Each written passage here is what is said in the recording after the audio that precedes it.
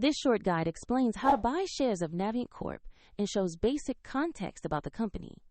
Navient services student loan accounts and related financial products, and it trades on NASDAQ under the ticker NAVI. This video is for educational purposes only and not financial advice. To buy shares, you must use a broker.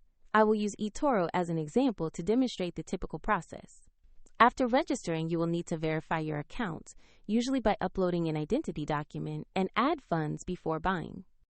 Use the platform search bar and type the ticker NAVI to locate the Navient listing, then confirm you selected the correct company entry.